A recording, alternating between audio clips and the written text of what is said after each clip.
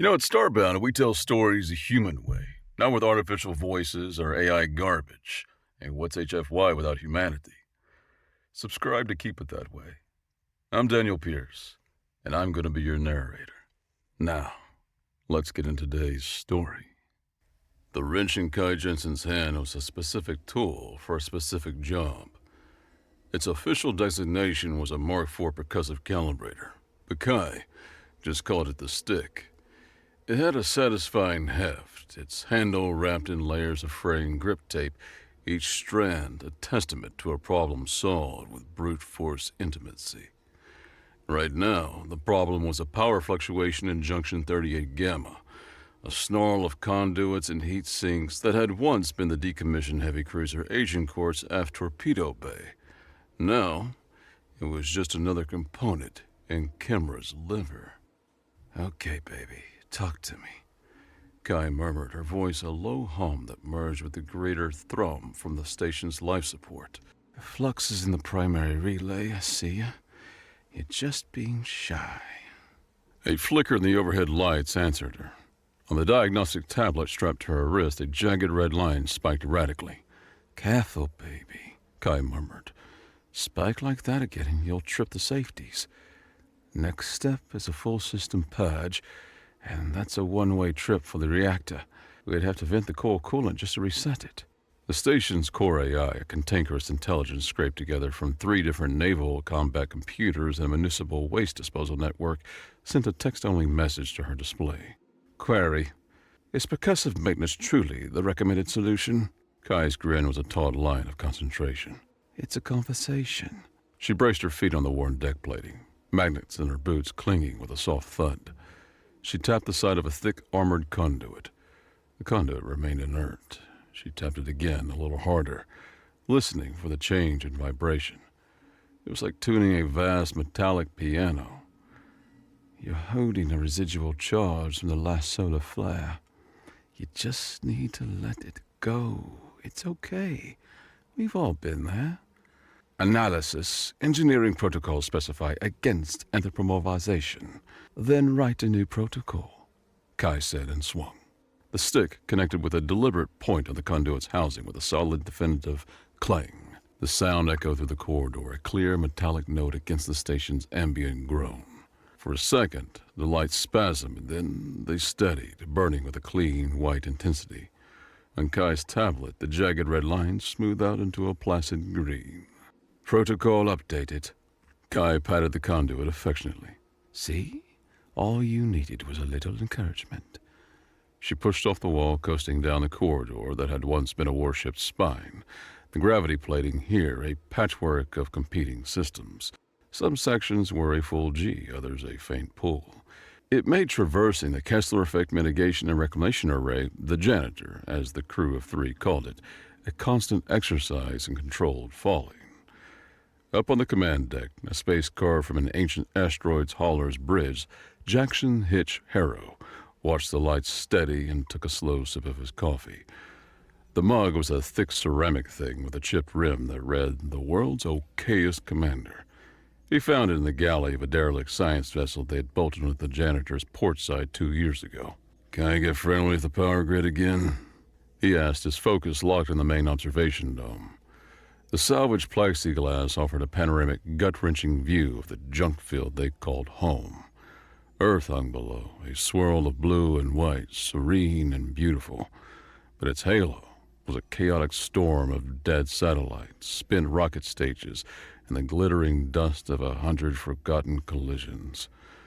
The largest, most dangerous garbage dump in human history also served as their shield, their camouflage, and their armory. "She had a productive conversation," Zella Shaw replied from the tactical station. Her voice was as clipped and exact as the vector projections on her console. Above her right ear, a network of fine data jacks traced a line across her shaved head, remnants of a naval career that had ended unceremoniously. Here on the janitor, they were just part of her. "Have a positive lock on debris object 771B. Old comp satellite. Mass is approximately 12 tons. Trajectory is stable." Hitch grunted and give it a nudge.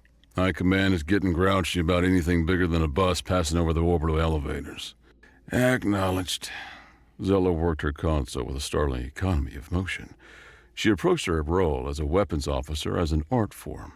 Kinetic energy was her medium. The janitor was a crude instrument, yet Zella's work was always clean. A low hum vibrated through the deck as a magnetic guidance coil charged somewhere deep in the station's guts. On the observation dome, a subtle ripple warped the starfield for a moment. Far out in the cloud, the 12-ton satellite corpse jolted its slow, aimless tumble, giving way to a deliberate descent toward atmospheric burnup. Target solution clean, Zella reported. Good work, Hitch said. He leaned back in his worn captain's chair, the fall leather sighing under his stocky frame. This was their life, a delicate, endless dance of orbital mechanics and glorified garbage collection. They were the keepers of the Kessler Wall, the lonely janitors of Earth's front porch. The quiet was their normal. The distant groan of stressed metal, the occasional well-aimed clang from deep within the machine. It was a good life, a quiet existence. He raised the mug for another sip of coffee, but a single shrill tone cut through the calm. It was a sound previously confined to simulations, a red alert. Far beyond the orbit of Neptune, reality tore open. The tear was a silent unfurling, like a petal opening to a sun it had never seen. From this wound in space-time, the Coral Imperium fleet emerged. They were living starships, organisms of grown coral-like substrate, mineralized shell, and networked ganglia. Photosynthetic membranes patterned their hulls, cycling through subtle gradients of light to absorb ambient radiation as they moved with the languid drift of a deep-sea creature. At the fleet's heart, aboard the flagship Purity's Embrace, high-mind Coralax perceived this system. It registered directly, his senses a direct extension of the vessel. His consciousness wove itself into the ship's structure, his senses extending through every osmotic membrane and sensory spine that grew from its living hull. He was the ship, and the ship was him. The gas giant's gravity wells, the crisp solar winds, the distant warm pull of the system's star, all registered as direct sensation. As they drew closer, the third planet's vibrant biosphere resonated within him, a chaotic but potent symphony of life. A shroud of dead, grating static, inorganic refuse dampened the symphony. Submind rhizome, Coralax broadcasted, his voice a pressure wave that hummed through the flagship's internal chambers. Report on the orbital sphere. A smaller being, separate from the ship's integrated consciousness, moved forward. Rhizome's form was more distinct, a bipedal construct of polished bone and tensile muscle. He was younger, his mind still retaining the perspective of observing the universe as a separate entity. He gestured, and a display shimmered into existence, woven from coherent light emitted by symbiotic organisms in the air. The display showed Earth, choked in its technological graveyard. Hi, Mind. The sphere is a debris field of extreme density, Rhizome reported, his voice a smooth counterpoint to Coralax's deep hum. Kessler syndrome, terminal stage. Our deep-range scans confirm it. The artifacts are pre-fusion designs, fission error power signatures, long decayed. Chemical propulsion remnants, simple alloys. We detect only dormant energy profiles.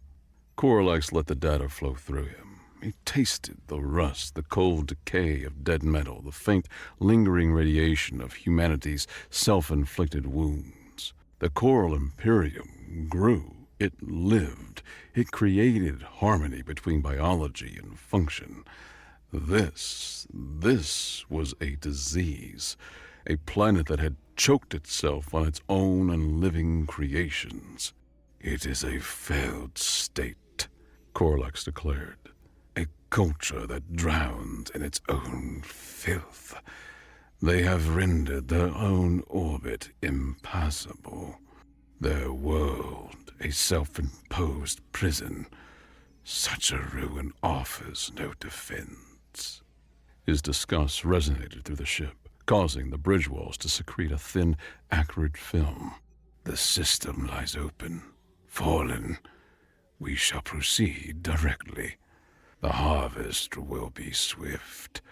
We must cleanse this aberration and bring it into the Coral Union. Rhizome hesitated, his sensory spines vibrating. Hi, Mind. The field's density presents a navigational challenge.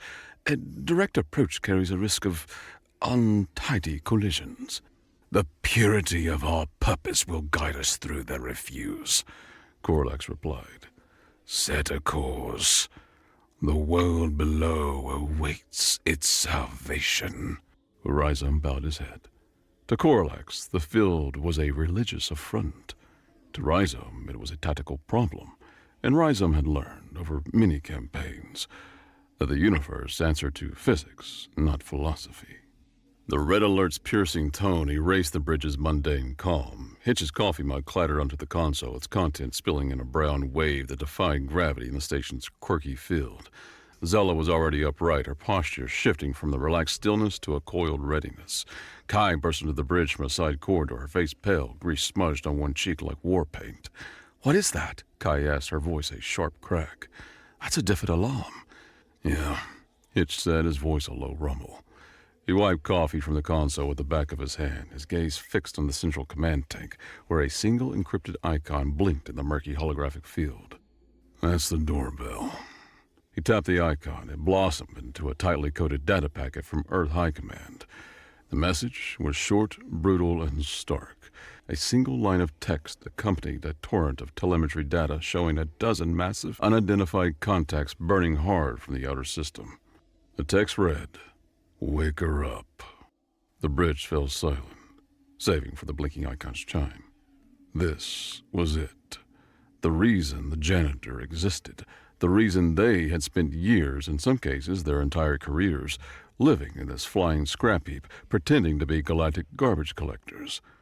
Kai looked at the telemetry, her eyes wide. "They're huge, Hitch, and fast. Biological signatures? Is that reading correct?" A stillness fell over Zella's features, her focus absolute. "Their trajectory is a direct intercept for Earth's synchronous orbit. They have a clear objective." Hitch looked from Kai's wide eyes and quick breathing to Zella's focused stillness. The years of training, the shared meals, the arguments over system diagnostics, it all coalesced into the quiet trust built in the lonely dark. The janitor's deep, familiar thrum became a slumbering beast breath around them. He looked at the image of the approaching fleet, arrogant and unsuspecting, flying straight into the jaws of the trap. A slow, wolfish grin spread across his face, pulling at the corners of his beard. "All right, kids," he said, his voice booming in the sudden quiet. "Time to take out the trash." "Kai, I need the assembly sequence online now," Hitch commanded amidst the rising tension. "Bringing it up!" Kai toggled the 3 switches and routed the primary command sequence. "Sequence Alpha 1 loaded. All reclamation clamps are green. All structural tethers are hot. Sir, this will be violent." "That's the point," Hitch shot back. "Zella, confirm our component list." "Component checklist is green." Zella's voice was steady. "Primary spine is stable. Port arm assembly. X-carrier Lexington is nominal. Starboard manipulator O'Neill cylinder construction rig is nominal. Leg actuators, repurposed asteroid mining platforms are hot. All systems are a go for shock assembly." Hitch drew a steadying breath and gripped the arms of the command chair. "To the machine," he said, a strange, quiet reverence in his tone. "Wakey, wakey, sleepyhead." He slammed a large, red, heavily guarded button on his console. Initiate assembly. Across tens of thousands of cubic kilometers of space, a sequence of titanic mechanics began.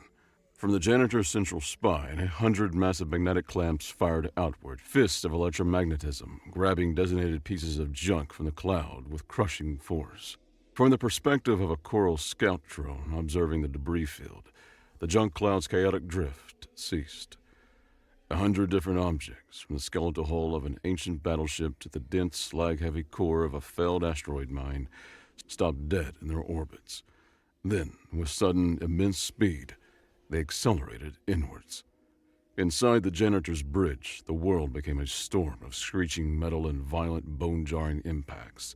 Strapped tighter to their crash couches, the force slammed them against their restraints. Alarms blared in automated panic they had long since learned to ignore. The port arm is locking! Kai yelled over the din, staring at the flood of data on her screen. We have a hard seal on the exiting lull. The strain gauges are red lighting, but it's holding! Starbound manipulator connecting! Now! Zella grunted as another impact shuddered through the entire structure. On the outside, the chaotic cloud of debris was coalescing. Thrusters, cold for decades, sputtered to life on old carrier hulls and asteroid chunks, guiding them into place. The Lexington's massive, flattened flight deck slammed into a reinforced docking collar, becoming a crude but effective shoulder and arm. The O'Neill construction rig's long, articulated arm, with its massive gripping claws, folded out and locked into a housing on the other side. Two squat, powerful asteroid mining platforms, bristling with engines, slammed into the spine's base, their drills and rock crushers retracting to form huge, blocky feet. In less than 90 seconds, the transformation was complete. Where there was once a sprawling, disorganized station hidden within a cloud of junk, there now stood a titan, a colossal, asymmetrical humanoid shape 800 meters from head to foot. It was the ugliest thing humanity had ever built. A golem of scrap and fury, cobbled together from the ghost of its own history. Its body was a patchwork of different alloys, different eras of technology, scarred with the craters of micrometeoroid impacts. It wore its history on its skin. The Coral Fleet's sensors, tuned to detect the subtle energy signatures of warships and the clean lines of purpose-built machines, were overwhelmed. The readings fell outside their classification models. The passive navigational hazard became a new classification of object, one of immense scale, and now in motion. The Coral scout ship, the Blossom of Inquiry, kept its drive signature low, its pilot organism serene and integrated with the ship as he filtered through the less dense outer edges of the debris field. He registered the anomaly, the sudden coalescing of mass, but the data was so absurd his primary logic classified it as a sensor ghost, a confluence of gravitational lensing and magnetic interference from the junk. An inorganic construct of that scale, assembled in seconds.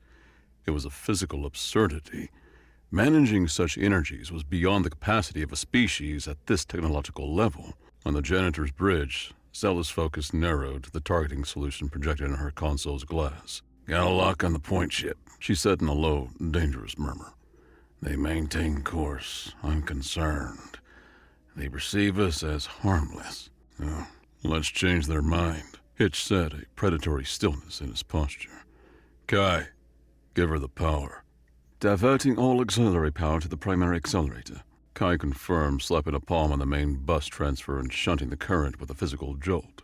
The lights on the bridge dimmed to a moody orange as she diverted the power flow to the weapons system. The primary accelerator was a repurposed asteroid mining driver, a simple and powerful weapon. A series of massive magnetic rings, originally built to launch processed ore from the asteroid belt, ran the length of a former cargo freighter now integrated into the janitor's spine. Zella had made a few modifications. "Chambering projectile," she reported, a heavy hydraulic sound echoed from deep within the mech. A 30-foot-long, 2-foot-thick rod of dense tungsten, originally intended as a ballast on an interstellar freighter, slotted into the breach. "They maintain their course. They think we're a rock. Show them what kind of rock we are," Hitch ordered. "Firing." Zella's thumb depressed the firing stud. The weapon fired silently, the discharge marked only by a deep, bone-shaking hum that lasted less than a second. A flicker of distorted space at the end of the janitor's shoulder-mounted accelerator rail. Thousands of kilometers away, the tungsten rod, now traveling at hypervelocity, crossed the distance in a flicker. The Blossom of Inquiry's biological defenses could disperse energy, metabolize plasma, and deflect radiation. They had designed their defenses for energy, leaving them vulnerable to a multi-ton slug of dumb metal.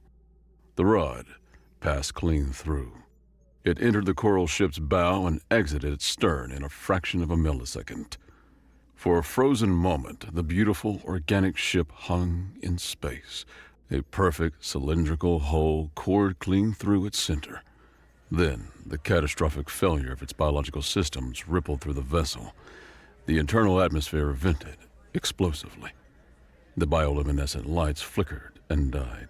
The ship, its life force extinguished, convulsed once and then drifted. A dead thing in the dark. Its destruction preceded any possible distress call. The blossom of inquiry's silent, sudden death registered on the Purity's embrace as a cessation. A life signature had ceased its signal. The event registered as a physical pain for high-mind Coralax, a sharp, stabbing void in the collective consciousness of his fleet. Report. He boomed, the walls of his barge secreting a sharp, acrid fluid. Submine Rhizome was already analyzing the data, his expression a mask of professional calm. The scout is destroyed, High Mind. All biological functions have ceased. The cause is perplexing. He brought up the final sensor readings from the scout. They show the projectile, a fleeting, high-velocity ghost. It was a kinetic impact, a solid ballistic object. Coralax processed this. Kinetic impacts were a known, if early, form of warfare. His own ships could accelerate dense organic shards to lethal velocities. But the scale of this, the energy involved, was barbaric. It was like using a mountain to crush a flower. They threw a rock at us, Coralax stated. The accent elegance offended him to his core. An exceptionally fast rock, Rhizome corrected. High Mind, we tune our dispersal fields for energy and plasma. We designed them to metabolize or deflect incoming attacks. They are vulnerable to a multi-ton slug of inert matter. The philosophy is... it's like trying to weave a net to stop an avalanche. It is simple, but effective. It is the thrashing of a savage, Coralax dismissed. He gestured at the main holographic display, where the ugly asymmetrical form of the janitor was now fully visible. This inorganic construct, this idol of filth... it is an affront to the principles of life. It lashes out in its death throes. He held the conviction that such a monstrosity was a momentary threat. That was a lucky shot. A random spasm. They will fall before the union of the Coral Imperium. All ships engage the construct. Dissolve its cobbled form with our bioacid projectors. Leech its power with our tendrils. It is an abomination, and it must be unmade. The Coral Fleet, a swarm of graceful, glowing predators, obeyed. They surged forward, closing the distance to the janitor, their intent purification through destruction. Rhizome watched them go. Coralax saw an insult to be purged. Rhizome saw an enemy that had just demonstrated a profound and terrifying understanding of physics. They're coming in hot. Hitch reported, his knuckles standing out wide against the arms of his chair. The approaching coral ships now filled the view screen, a beautiful, deadly swarm of light. Looks like they didn't appreciate Zella's welcome basket. They're broadcasting on all frequencies, Kai said, tapping at her console. The broadcast is a complex pressure wave, layered frequencies. It's actually quite beautiful. I'm sure it is, Zella said flatly from her station. I have firing solutions for the lead 6 vessels. They're clustering. Good. Let's give them something to sing about. Hitch said. He looked at the battlespace projection. The coral ships were moving in elegant, sweeping patterns designed for overlapping fields of energy fire. They were treating this like a choreographed dance. They misunderstand. They think this is a knife fight. Time for lesson number 2. Kai, I want every space wad you have, all of it. Reroute it to the primary rail. Rerouting, Kai said, her voice strained. On the bridge, backup system shut down. The main lights cut out, replaced by the crimson glow of the emergency lighting. Their recyclers wind down to a whisper. Power is at 120% of recommended maximum.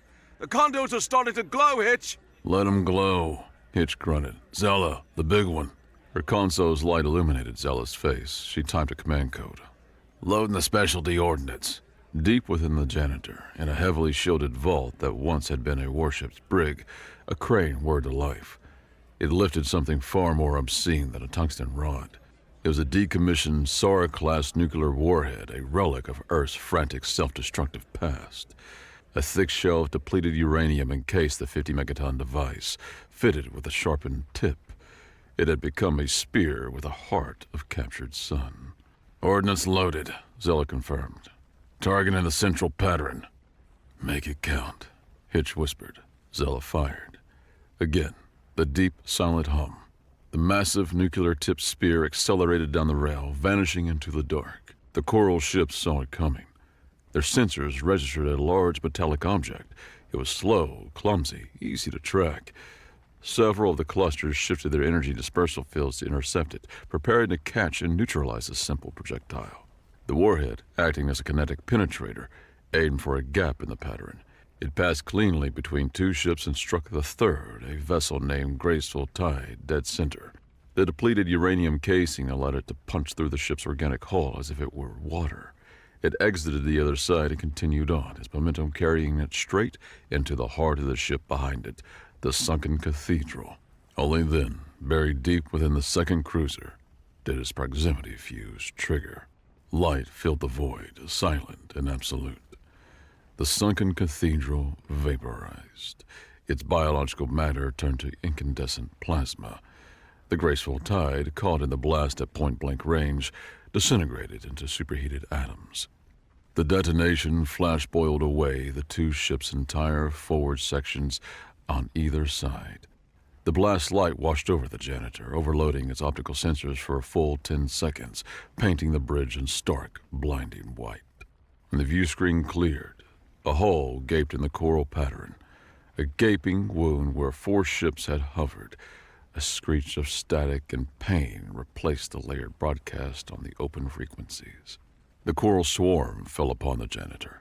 They abandoned their elegant patterns, their tactical elegance dissolving into a frenzied piranha-like assault. Lances of corrosive bioacid streamed from space, splashing against the janitor's patchwork hull. Sizzling green and orange fluids ate at the outer layers of plating. The hull of an old Martian freighter dissolved into bubbling slag. The commander tower of a century-old destroyer sloughed off in molten chunks. Outer hull integrity is dropping! Kai shouted, working frantically in her console as she tried to isolate the damaged sections and reroute power around them. We're taking a beating out there! She's got layers of junk to spare! Hitch yelled back, his eyes darting between the view screen and the damaged control board. The janitor shuddered as another volley hit home. It's like peeling an onion! A big, angry, nuclear-armed onion! A single coral weapon fell outside the classification of projectile or beam. It was a living thing, a long, sinuous tendril of crackling energy and organic circuitry unspooled from a nearby cruiser. It moved with a directed intelligence, weaving through the janitor's clumsy attempts to swat at it. It bypassed the thickest layers of ablative junk, finding a seam, a weak point near the ankle joint of the repurposed asteroid mining platform that served as the right leg. With a final darting motion, it latched on. Energy leech has contact! Kai screamed. Right leg actuator is latched on! The lights on the bridge died, throwing them into darkness for a second before the red emergency lights kicked in. A deafening alarm blared, a continuous, soul-grinding tone that signaled a massive critical power drain. The janitor, its right leg paralyzed and its power siphoning away, stumbled. The entire colossal structure listed heavily to one side, the momentum sending everything unsecured sliding across the bridge. The lurch threw Hitch hard against his restraints, driving the air from his lungs. Status! He gasped, forcing the word out. The leech is draining us dry! Kai answered, her voice trembling. It's bypassed the outer breakers, and it's plugged directly to the plasma relay for the leg. The joint stays solid. I can't break the connection from in here. The janitor staggered again, a wounded giant, its balance gone. The attack left them exposed and immobile. "There's only one way," Kai said, her voice tight but determined. The bridge tilted at a 20-degree angle, the constant groan of stressed metal a new unnerving part of the ambient noise. "The leech organism has crossed the internal maintenance crawlspace. It's physically blocking access. The only way to get to the relay and sever the tendril is from the outside." Hitch stared at her, his face grim in the red emergency lighting. A spacewalk, in the middle of a pitched battle, with bioacid and energy beams flying everywhere. No, absolutely not. We'll find another way. This is the only way. Kai insisted, her usual nervous energy now forged into a sharp point of conviction. If we don't cut that thing off, it'll drain the reactor core in 10 minutes. Then the core goes dry and we're just a tomb. I know this ship. I know that system. It has to be me. Zola, who silently adjusted the remaining weapon systems to account for their new unstable firing platform, spoke, her focus on her console. She's right. The tactical analysis is clear. If we remain immobile, our chances plummet. Hitch looked from Kai's set jaw to Zela's unblinking focus. He hated it. These were his people, his crew, his responsibility. But they were right. He exhaled, and some tension eased from his shoulders. Fine. Get your suit on. He keyed his calm. Zella, give me manual control of the torso and arm assemblies. We're gonna play goalie. 5 minutes later, Kai stood in the main airlock, encased in a bulky, heavily reinforced EVA suit. Her own wide, determined eyes reflected in the helmet's faceplate. Through the comm, Hitch's voice was a steady presence in her ear. Tether is secure. We'll do our best to keep their heads down, but it's sporty out there. Move fast. Do what you need to do and get back inside. Got it? Got it, Kai breathed, clutching a heavy-duty plasma cutter in her gloved hands. The outer airlock door hissed open, revealing the raw, silent violence of the battle. Outside, the battle raged in silence. The coral ships swarmed around them, spitting incandescent death. Kai clipped her tether to the hull and pushed off, magnets in her boots clunking onto the janitor's skin. Against the mech's vast hull, Kai felt small, a single exposed nerve on the skin of her protector. I'm on the outer plating, Kai reported, her voice tight. Moving toward the right leg assembly. We see ya. Hitch's voice crackled. Hang on. The janitor's massive torso twisted, and the port arm, the one made from the Lexington's flight deck, rose up like a colossal shield, positioning itself between Kai and the thickest part of the enemy swarm. A volley of bioacid splashed against the carrier plating, boiling and sizzling just a few hundred meters from where Kai was scrambling down the leg. The entire mech shuddered from the impacts. Kai focused on the task, pushing the silent fireworks from her mind. The energy leech appeared now. It was a grotesque, pulsating thing, a fusion of organic muscle and glowing circuitry, throbbing with stolen power where it had burrowed into the janitor's ankle. It looked like a giant, malevolent lamprey. I'm at the contact point, Kai said, her breath fogging the inside of her faceplate. Beginning the cut. She braced herself and thumbed the plasma cutter to life. A blade of searing blue-white energy erupted from its tip with a low hiss audible through the vibrations in her suit. She pressed it against the base of the core organism. The creature reacted. It writhed, and a whip-thin secondary tendril lashed out, striking Kai's leg. The impact was numbing, and a red proximity alert flashed on her HUD. It's fighting back! Kai grunted, struggling to hold the cutter steady. Zola, suppress the cruiser at Mark 3-0. Hitch's voice was low and even. A volley of point defense cannons salvaged from the planetary defense platform roared to life. The cannons spat a stream of depleted uranium slugs, stitching a line of silent explosive impacts across the cruiser that had spawned the leech. The coral ship recoiled, its attack faltering for a precious second. It was the opening Kai needed. She jammed the plasma cutter deep into the leech's body. Alien ichor boiling in the vacuum sprayed across her faceplate. The leech convulsed violently, its energy flow stuttering. Almost there. Kai yelled. The tendril's weakening. She pushed harder, slicing through the final, thick bundle of synthetic muscle. With a final, silent spasm, Kai severed the leech. The power drain alarm on the bridge immediately fell silent. The parasitic tendril went limp, its glow fading to a dull, dead gray. I cut it! I severed the leech! Kai gasped in relief. Now for the reboot. She pried open a service panel next to the wound and reached inside, her gloved fingers finding a series of thick bundled cables. She pulled one, then another, then slammed a large manual reset switch. A surge of power shot through the leg. The free joint twitched. We got power back in the leg! Hitch's voice boomed. Kai, get the hell back inside! Your ride is leaving! The janitor, now mobile, moved, pushing against the coral swarm. Kai scrambled up the hull, clipping and unclipping her tether in a desperate climb as her entire world pitched and rolled beneath her. She threw herself through the airlock door in an instant before the janitor swung its massive shield arm in a wide, sweeping arc, smashing a smaller coral ship into fragments. The door slammed shut behind her, and Kai collapsed onto the deck, her heart thudding against her ribs, her body trembling with adrenaline. She had done it.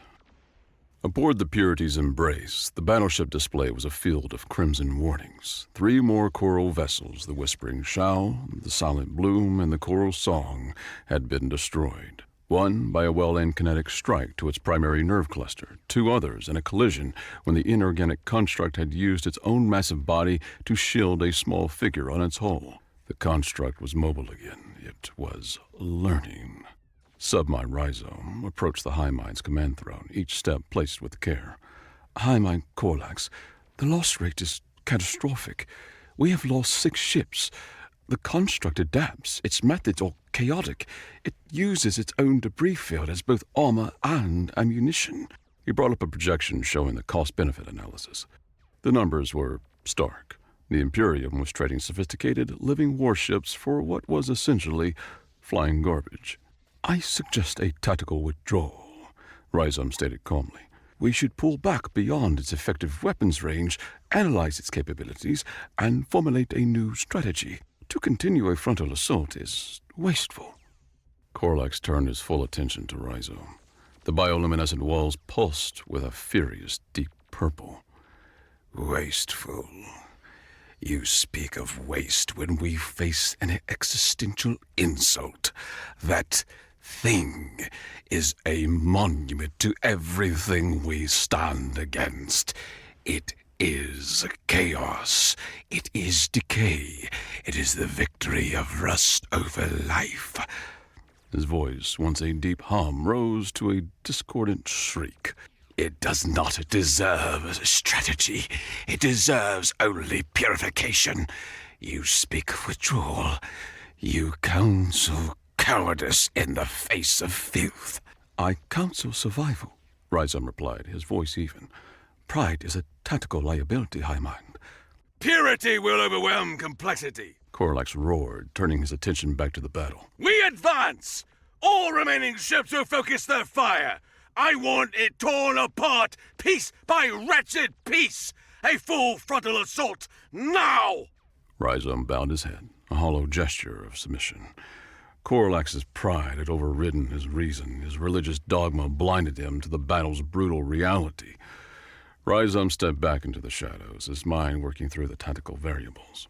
He keyed a silent command on a wrist-mounted node. Preserve a command element. He sub-vocalized to his personal symbiote and moved with quiet purpose toward the armored sub-bridge.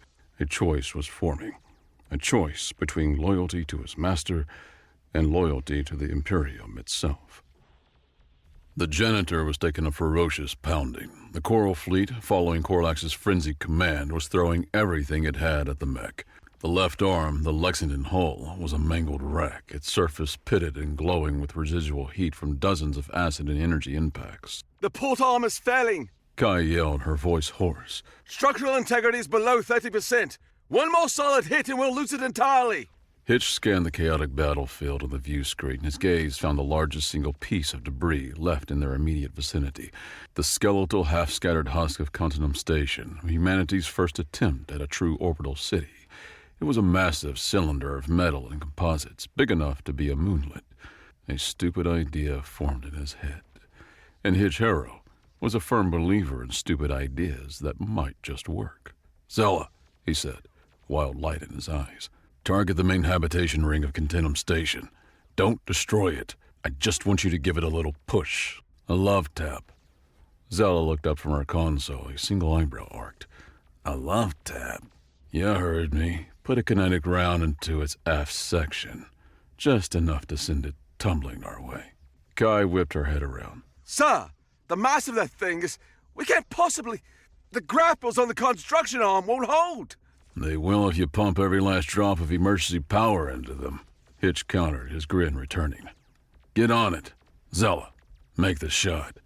Zella returned to her console. A moment later, a small kinetic slug shot out, impacting the distant station husk with a silent flash.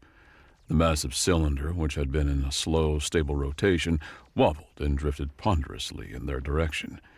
"It's on its way," Zella reported. Kai, power to the starboard manipulator grapples. All of it. Hitch commanded. Diverting. The magnetic containment field is spiking way beyond its safety limits. Kai protested even as her hands moved to obey. Forget the safety limits. Let's get a little unsafe. The janitor raised its one good arm, the long articulated construction rig. The massive claws at its end opened wide. The Continuum station husk drifted closer, a wall of spinning metal coming right for them. For a long moment, it seemed Hitch had miscalculated, that the station would slam into them and tear them apart. Brace for impact! With a deafening shriek of protesting metal that vibrated through the entire mech, the manipulator's arm's claws clamped down on the station. The momentum threw the janitor backwards, its feet skidding on the imaginary ground. The manipulator arm glowed red with strain, the magnetic fields holding the station whining at a frequency that made their teeth ache. But it held. The janitor now held a shield, a makeshift, ridiculously oversized shield made from the corpse of a space station. A volley of coral energy bolts, meant to be the killing blow, slammed into the thick, layered hull of Continuum station, dissipating harmlessly. Hitch let out a whoop of laughter. Ha ha! Who said recycling isn't fun? The coral response to the makeshift shield was to change tactics again. Since they failed to punch through from a distance, they would get close. A wave of smaller, faster coral ships, like sharks darting around a whale, swarmed the janitor. They lashed onto its legs, its back, its remaining arm, their organic hulls finding purchase on the uneven surface. They burrowed, their acid projectors working at point-blank range, trying to eat their way through the janitor's vital systems. Red lights flashed all over Kai's damage control board. They're on us! All over us! Hull breaches on decks 12, 14, and 6! They're trying to board! Board what? The abandoned mess hall of a 50-year-old cruiser? Hitch scoffed. The threat was real. The creatures were consuming them. He looked at his thermal display. The smaller ships were generating immense heat as they burrowed. A new, more reckless idea sparked in his mind. Kai, he said, his voice low and dangerous. Talk to me about the reactor coolant system, specifically the auxiliary exhaust ports. Kai snapped her head up, her expression one of horror. No! Hitch, no! The thermal stress would be catastrophic. We could slag the entire superstructure. A full unbuffered purge will destroy the vents. We can fix that later. Hitch roared, slamming his fist on the console. We can't fix getting eaten alive. Do it! Open the floodgates! Kai hesitated for a second, then nodded, a grim look on her face. Her loyalty to Hitch's insane brand of leadership overrode her engineering instincts. Purging reactor coolant through all auxiliary exhaust ports. On your mark. Mark! Kai slammed her palm down on the command icon. All over the janitor's massive frame, dozens of hidden vents and emergency ports designed for the slow, controlled release of excess heat snapped open. From them erupted raw, superheated reactor coolant. Geysers of incandescent plasma and vaporized fluid vented into space with explosive force. The sudden, intense thermal shock flash-boiled the smaller vessels latched onto the hull. The organic carapaces, too fragile for the heat, popped and sizzled. Their bioluminescent lights extinguished as the heat cooked their thermal systems in an instant. In a wave of silent, horrific destruction, the thermal shock boiled the parasites off the janitor's hull, leaving behind only blackened, smoking residue. The janitor stood alone in space once more, steaming like freshly quenched steel. The destruction of his boarding swarm was the final insult. High-mind Coralax, his consciousness screaming with the death cries of his ships, succumbed to incandescent rage. I will unmake it myself! He shrieked, the psychic force of his voice cracking the prismatic displays on his own bridge. The Purity's embrace, his flagship, moved. It was a vessel that dwarfed even the janitor. A kilometer-long cathedral of living coral glowing with the power of a captured star at its heart. It bristled with bioweaponry, its surface shifting and reconfiguring as it prepared for combat. It was the pinnacle of coral technology, a perfect fusion of life and war. It moved into direct combat range, its sheer presence eclipsing the stars. A great flower-like aperture opened at its prow, gathering an immense concentration of energy. Sir, the flagship is powering a primary weapon! Kai yelled, her voice cracking with fear. The energy readings are off the scale! Our new shield won't be enough! Hold steady, Hitch commanded, his own voice taut. The coral flagship fired. It was a focused, sustained river of destructive energy. a lance of coherent bio-lightning that crossed the distance in a flash. It struck the Continuum Station shield. The energy lance annihilated the ancient station, humanity's forgotten dream. The shield vanished in less than 2 seconds, and the beam continued, unabated, slicing deep into the janitor's torso. The world on the bridge became a storm of screaming alarms and exploding consoles. The beam carved a molten canyon across the janitor's chest, vaporizing entire sections, cutting through the main power conduits that fed the reactor. The mech convulsed in agony, its lights spasming as the beam tore out its heart. A shower of sparks rained from the ceiling. The air was thick with the acrid stink of vaporized insulation and the sharp stink of overloaded circuits. Half the consoles in the bridge were dark, the other half flashing with critical failure warnings. The janitor was grievously wounded, its systems failing catastrophically. Reactor containment is failing! Kai screamed over the cacophony, frantically trying to erect magnetic bottles around the dying core. We've got less than a minute before it breaches! We're dead, Hitch! We're dead! Hitch's gaze remained fixed on Zella. She sat amidst the chaos at her station, her expression grim, her hands still steady. Zella. Hitch's voice was steady. Got one more spear? She met his gaze and nodded once. A final, deadly resolve settled in her features. One. It's not a spear, Kai clarified, her voice frantic with panic and desperation. It's the emergency plasma containment flask from the main reactor. It's a magnetic bottle full of unstable pre-ignition plasma. It's the last thing that keeps the core from going critical in a cold shutdown. If we fire it, we can't restart the reactor. Ever. We go dead. That's it. Game over. Hitch listened, his gaze locked on Zella's. He gave a slow, final nod. He made the choice. He accepted the cost. Fire it. Zella keyed in the final launch sequence. The janitor shuddered as it shunted the last of its emergency power to the accelerator rail. The system loaded the plasma containment flask, a coruscating, unstable sphere of magnetic fields holding back a miniature sun into the breach. Launching, Zella announced, her voice a near whisper. The flask shot out from the janitor. Visibly slower than the previous kinetic rounds, the heavy flash drifted through space, its magnetic properties fighting the accelerator. It was a beautiful, lethal ball of trapped energy heading straight for the Coral flagship. Aboard the Purity's Embrace, Korlax saw it coming. His ship's sensors analyzed the object, identified its properties. An unstable plasma reaction. Potent, yes, but he had designed the ship to absorb and dissipate energy. Its shields were more than capable of metabolizing such a simple energy bomb. Absorb it, he commanded his ship.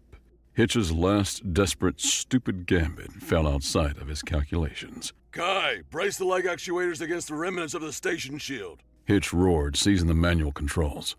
The janitor, mortally wounded, found its footing on the molten slag of Continuum Station. Zella, lock down the starboard arm. Grab on and don't let go. The janitor pushed off the slag, its one remaining arm, the construction manipulator, reaching out. The Coral flagship, confident in its defenses, held its position. The janitor's claws, glowing with the last of their power, slammed into the flagship's hull, gripping tight. The organic hull writhed and tried to shake it off, but the grip held. The ugly, dying mech was holding the beautiful, perfect warship in a final, crushing grip. Hold on! Hitch yelled, pouring all of his will into the controls. The plasma flask arrived. The flask ruptured. When it struck the Coral flagship's energy field, the magnetic bottle containing the plasma failed. Unrestrained, the pre-ignition plasma reaction went critical. But it was also in direct contact with the flagship's own energy absorption field. The two systems, one crude and unstable, the other sophisticated and alive, reacted in a catastrophic, unforeseen reaction. It created a catastrophic feedback loop. The resulting explosion tore the Coral flagship apart on a fundamental level, unraveling the biological structure. A wave of silent, absolute energy expended outwards. The shock wave hit the janitor, which was still clinging to the dead ship. The shock wave tore the already crippled mech loose, its systems, which were already failing, giving out completely. The bridge's last emergency lights died. The hum of life support ceased. The observation dome went black. The janitor, a mangled and lifeless hulk, went tumbling end over end into the silent dark. On the bridge, the ragged breathing of 3 people filled the profound silence. Inside the twisted, dying heart of what was once the Purity's embrace, High-Mind Corlax still lived. The blast had shattered his physical form, severed his connection to his ship, but his consciousness fought against oblivion. He tried to rally his vessel's healing systems, to regrow the shattered nerve clusters, to reignite the fading bioluminescence. The hatch to the armored sub-bridge hissed open. Submine Rhizome stepped out, his own body intact. He looked down at the ruined form of Corlax, a being of immense power now reduced to a pathetic, wounded creature. His gaze held a grim finality.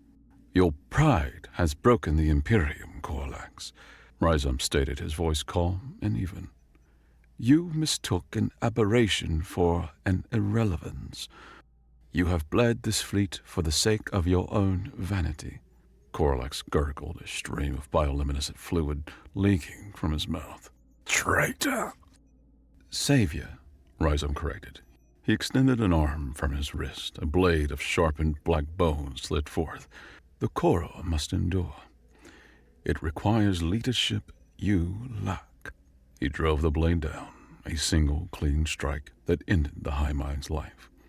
Rhizome stood for a moment in the groaning, dying ship, then broadcast a single encrypted command to the surviving vessels of the Coral Fleet. It was a command that superseded all previous orders in the High Mind. "Withdraw. This harvest is tainted." The remnants of the Coral Fleet acted immediately. Their link to the High Mind's obsessive rage was severed. Their new commander's logic was sound.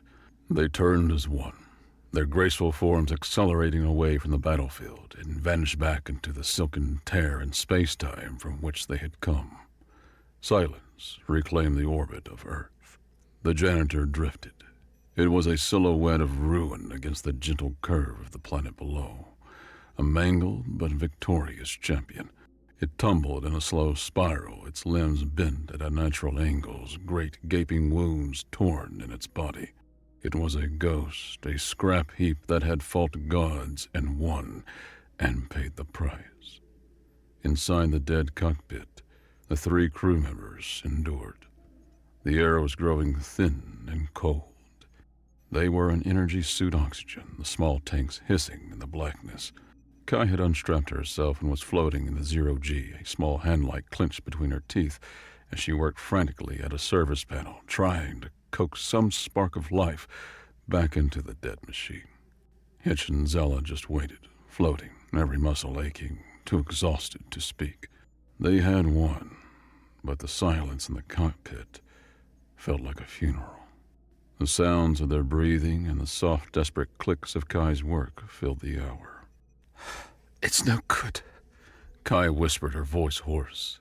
She slumped back against the wall, the hand light illuminating her exhausted, grease-smeared face. "The blast severed the main power conduits. The reactor is dead. The blast fried the backup generators. There's nothing. I can't." Her voice broke. Hitch pushed himself out of his chair, floating over to her. He put a hand on Kai's shoulder. "You did good, kid. We all did." Zella's voice came from the darkness of her station. "It was a decisive engagement." It was the highest praise she was capable of giving. They floated there in the dark, a tiny, broken family and their broken home. The silence settled around them like a shroud. They had saved the world, and they were going to die for it. A few hundred kilometers above a world that remained oblivious to their sacrifice. And then a single light flickered on a console. A tiny green LED. Kai's head jerked up. "What?" She scrambled back to the panel. Another light flickered on. Then a third. It was a tertiary power system, a minuscule battery backup so deep and forgotten it existed outside the main diagnostics. Its sole design purpose was to power a single emergency transponder. Kai's fingers trembled as she rerouted the trickle of energy, bypassing fried systems, creating new pathways on the fly. "Come on, baby," she whispered, her voice a prayer to the machine. "Just a little more, just for me." A low hum started, a nearly silent vibration. A single console screen flickered to life, bathing the bridge in a soft, ghostly green glow. It displayed a single outgoing transmission packet. Distress, camera, active. A low-power emergency loop engaged, circulating the air. The shudder ran through the deck as a fan somewhere deep inside kicked on. Then, the communications panel crackled, static, a faint, distant voice struggling to cut through. Camera, you read? This is command. Repeat, camera, do you read? What is your status? Hitch pushed himself over to the command chair. He looked from Kai's silent, relieved tears to the faint smile on Zella's lips. He leaned forward and keyed the microphone, his whole body aching, his throat raw. Exhausted and battered, a triumphant, weary grin spread across his face. Earth High Command, this is the janitor, he said, his voice a gravelly rasp. The janitor's taken out the trash. He paused, looking out the viewport at the magnificent, scarred form of their home. We're gonna need one hell of a tow truck. In the soft green glow of the resurrected console, the three of them shared a quiet moment. The silence was a sanctuary. They were alive. They were home. And the porch was clean.